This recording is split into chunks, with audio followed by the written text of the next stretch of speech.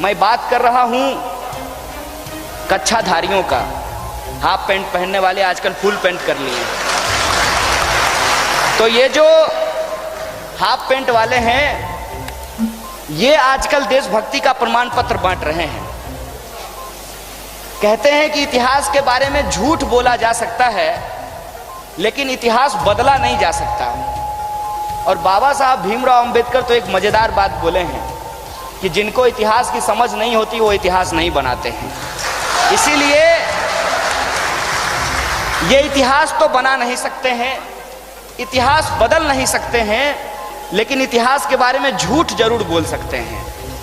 तो ये आजकल झूठ बोल रहे हैं कि ये सबसे बड़े देशभक्त हैं। जब भी ये देशभक्त आपको दिख जाएं, उनको बुला करके पूछिएगा, एक आदमी का नाम बता दो जो ब्रिटिश के द्वारा आरएसएस के किसी लीडर को जेल में डाला गया हो, फांसी पे चढ़ाया गया हो, उसके साथ कभी कुछ किया गया हो। इनके पास ऐसा कोई नाम नहीं है। और तो और आजकल ये लोग पब्लिक में अंबेडकर करते हैं और प्राइवेट में सावरकर करते हैं।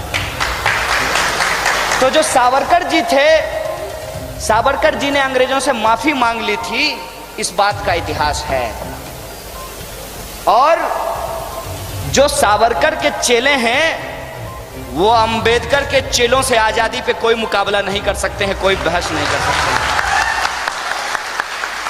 और इनका इतिहास ये है कि माफी मांगने वाले ये लोग खुलेआम इन्होंने लिखा अपने दस्तावेजों में कि हम संघियों को, जिनको इस देश के परिधान में कोई परिधान नहीं मिला, हिटलर के मुसोलिनी से काली टोपी लेकर के आ गए, कच्छाधारी काली टोपी वाले ये संघी अंग्रेजों के बारे में कहते थे कि अंग्रेजों से हमको लड़ने की जरूरत नहीं है, अंग्रेजों को हमको मदद करनी चाहिए, क्योंकि अंग्रेज अगर रहेंगे तो इस देश में मुसलमान कमजोर हो जाएंगे और हमको हिंदू राष्ट्र बनाने में आसानी होगी।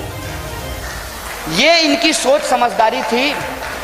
और इस इतिहास को आप पढ़िए। क्यों करते थे कि इनको वायसराय बना दिया जाए, इनको बहुत बड़ी बड़ी डिग्री दे दी जाए और गरीबों का जमीन छीन करके इनको जमींदार बना दिया जाए, इसलिए ये जासूसी किया करते थे।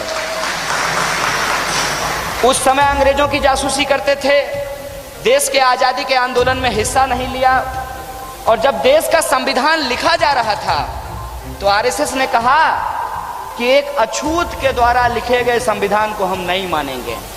और आज उसी संविधान का कसम खा करके कुर्सी पे एकदम बैठने के लिए ताबड़तोड़ प्रतियोगिता किए हुए हैं और संविधान को नहीं मानेंगे। मनुस्मृति इस देश का संविधान है, ये आरएसएस का कहना है। और 1947 के बाद जब बाबा साहब भीमराव अंबेडकर ने कहा कि हमको हिंदू धर्म के अंदर जो जात पात है उसको खत्म करना है, उसको नस्ते नाबूद करना है, और उसको खत्म करने के लिए, उसको नस्ते नाबूद करने के लिए ये जरूरी है कि हम मनुस्मृति को जलाएंगे। और जब मनुस्मृति को जलाया गया तो ये संघी लोग, उस समय बीजेपी पैदा नहीं हुआ था, इनका पप्पा है वो, तो संघी लोग जो है, संघी लोग बाबा साहब भीमराव अंबेडकर का पुतला जला रहा था। और आज माननीय प्रधानमंत्री जी उड़न खटोला से गए थे बाबा साहब को पुष्पांजलि अर्पित करने के लिए।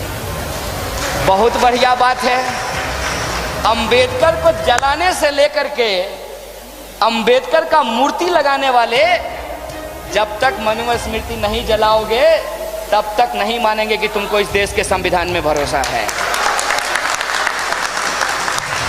चलो छोड़ देते हैं मनुस्मृति को। कौन पूछ रहा है आजकल मनुस्मृति को? आजकल आरएसएस भी मनुस्मृति की बात नहीं कर रही है। तो देश के संविधान की बात कर लेते हैं। और देश का संविधान क्या कहता है? देश का संविधान कहता है कि भारत की सीमा रहने वाले सभी जाति, धर्म, संप्रदाय, भाषा, बोली, रंग के लोग, सभी लिंग के लोग इस देश के नागरिक हैं। और इस देश के नागरिकों का तमाम अधिकार समान रखा गया है, चाहे वो हिंदू हो, मुसलमान हो, सिख हो या ईसाई हो, ब्राह्मण हो या दलित हो, गोरा हो या काला हो, सबके लिए बराबरी की बात की गई है।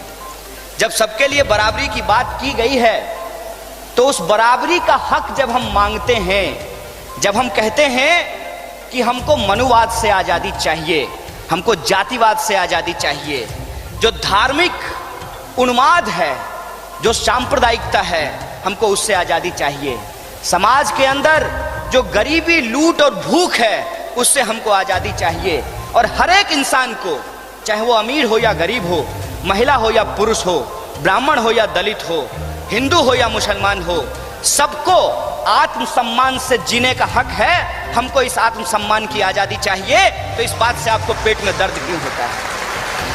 इनको पेट में दर्द इसलिए होता है क्योंकि इनको संविधान में भरोसा नहीं है। इसीलिए ये कहते हैं कि हमको हिंदू राष्ट्र बनाना है। भाई, इस देश को तुम इतना हल्का मत समझो। जब तुम अंग्रेजों की चापलूसी कर रहे थे, जासूसी कर रहे थे, तब भी तुम्हारे खाकी चड्डी के भीतर जो भगवा रंग है उसको हमने देख लिया था।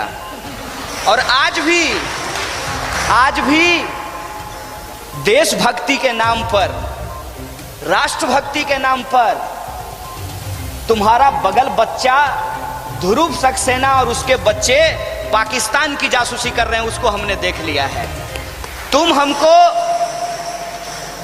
देशभक्त साबित करो, ये हम जरूरी नहीं समझते हैं, लेकिन तुम गद्दार हो, कभी अंग्रेजों के लिए गद्दारी की, आज पाकिस्तान के नाम पे गद्दारी कर रहे हो, ये हम जरूर समझते हैं। और साथियों, एक ताज़ा मामला है, आप सब लोग टेलीविज़न देखते होंगे, हालांकि टेलीविज़न की दुनिया का अजब निराला है। मतलब आपको ऐसा दिखाया जाएगा कि आप एक क्रीम लगा लीजिए, आप गोरा हो जाएंगे। उसी तरीके से उस पर कुछ दिन पहले मोदी मोदी मोदी मोदी कर रहा था, आजकल जोगी जोगी जोगी जोगी कर रहा है। तो प्रधानमंत्री जी भी सोच रहे होंगे कि कितना बेईमान है, 3 साल में ही अपना रंग दिखा दिया। कल तक जो मोदी की प्रशंसा में जिनका कंठ नहीं सूखता था, बिना पानी पिए उनकी प्रशंसा में लगे रहते थे, आजकल अपना पाला बदल लिया है। और यहाँ तक कि योगी जी के बिस्तर में घुस करके कैमरामैन के साथ रिपोर्टिंग कर रहे हैं। क्या खाते हैं, क्या पहनते हैं, कितना बार नहाते हैं, शुक्र है कि ये नहीं कह दिया कि कितना बार जाते हैं। आप ये समझ लीजिए कि टीवी पे ऐसा माहौल बना हुआ है। हिंदुस्तान के अंदर कुछ भी हो जाए, किसी भी इंसान को, चाहे वो गरीब हो, पिछड़ा हो, शोषित हो, अल्पसंख्यक हो, आदिवासी हो या महिला हो, उसको डरने की जरूरत नहीं है। ये देश इनका बपौती नहीं है। इनका सारा नौटंकी इनके पास पहुंचा देंगे, उनको समझा देंगे कि यह देश तुम्हारा बपौती नहीं है। उनको कभी भी डरने की जरूरत नहीं है, इनसे कभी घबराने की जरूरत नहीं है। लेकिन पाकिस्तान के अंदर जो सिचुएशन है, उस सिचुएशन को लोग हिंदुस्तान के अंदर बनाना चाहते हैं।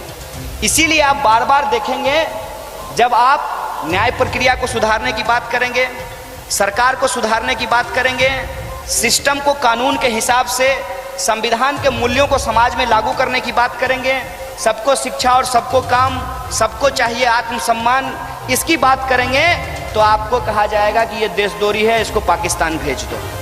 चिंता मत कीजिए, अगर हम लोग डर गए और यूनाइट नहीं हुए तो हिंदुस्तान को ही ये लोग पाकिस्तान बना देंगे। और क्या फ़र्क है हिंदुस्तान और पाकिस्तान में? हिंदुस्तान एक डेमोक्रेटिक कंट्री है। ये अलग बात है कि तमाम तरीके की गड़बड़ियां फैला करके इस डेमोक्रेसी को कमज़ोर करने की, इस संविधान को कमज़ोर करने की, और इस देश के अंदर जो तहजीब है, जो एकता है, इस हॉल का नाम भी एकता हॉल है, उसको कमज़ोर करने की कोशिश की जा रही है। और यहाँ पे बार बार थियोक्रेसी को लागू कराने की कोशिश की जा रही है। उनकी तरह नहीं, उनके लिए तो आपके नल में अगर पानी नहीं आता उसके लिए भी पाकिस्तान जिम्मेवार है। उनके लिए तो मानसून टाइम पे नहीं आता है, उसके लिए भी पाकिस्तान जिम्मेवार है।